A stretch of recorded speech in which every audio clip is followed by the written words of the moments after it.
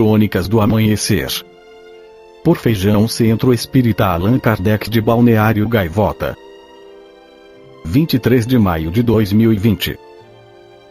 Pastor Valdemiro Santigo vende semente por R$1.000 como cura da Covid-19. O pastor Valdemiro Santigo, líder da Igreja Mundial do Reino de Deus, aparece em um vídeo no YouTube, ofertando aos fiéis uma semente como cura da Covid-19, pelo preço de R$1.000. Vou fazer o propósito de R$1.000 para cada um. E muitos que estão me assistindo também vão fazer de R$1.000. Outros vão fazer de R$500. De acordo com sua semeadeira, diz o pastor.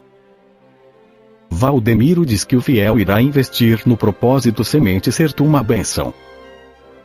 No vídeo, o pastor apresenta um suposto laudo médico de um paciente curado da Covid-19 após plantar a semente.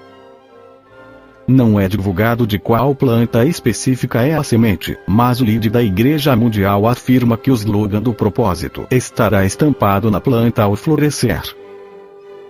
Valdemiro fala do potencial da semente gente curada de estado terminal, gravíssimo.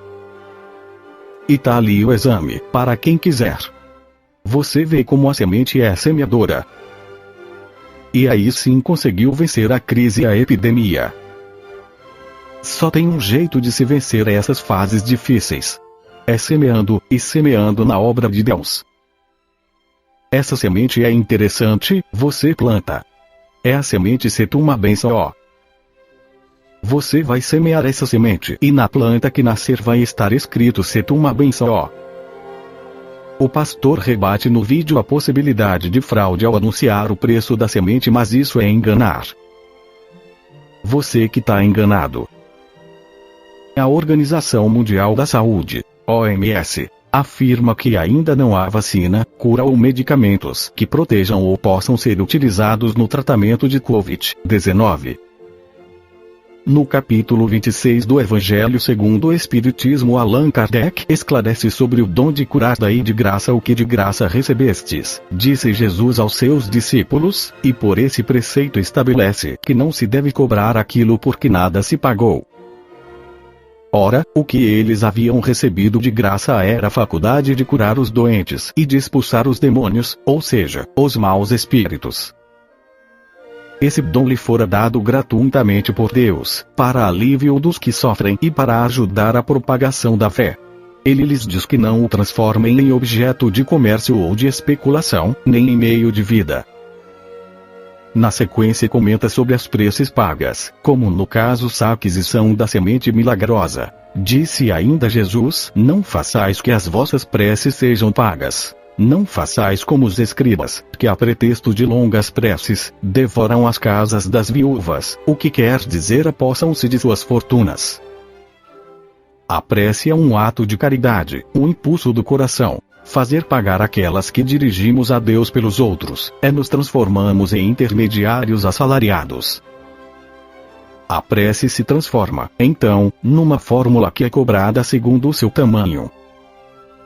Ora, das duas, uma Deus mede ou não mede as suas graças pelo número das palavras. E se forem necessárias muitas, como dizer apenas algumas, ou quase nada, por aquele que não pode pagar, isso é uma falta de caridade.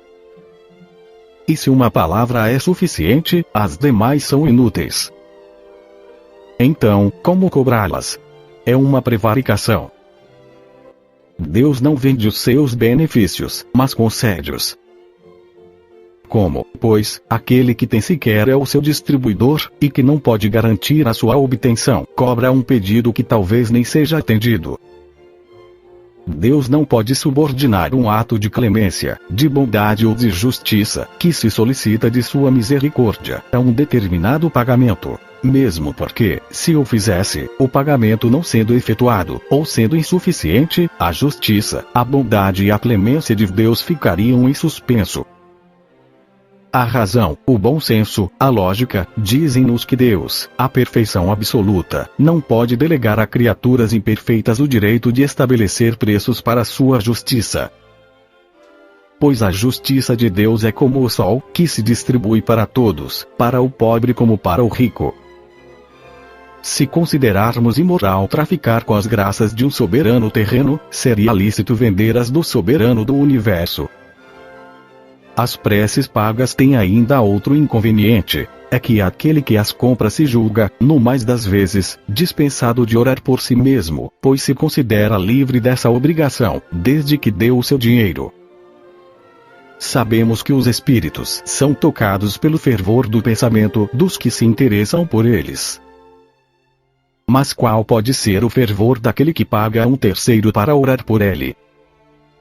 E qual o fervor desse terceiro, quando delega o mandato a outro, e este a outro, e assim por diante? Não é isso reduzir a eficácia da prece ao valor da moeda corrente. Esta foi a crônica do amanhecer de 23 de maio de 2020. Por Feijão Centro Espírita Allan Kardec de Balneário Gaivota. Que a paz esteja com todos.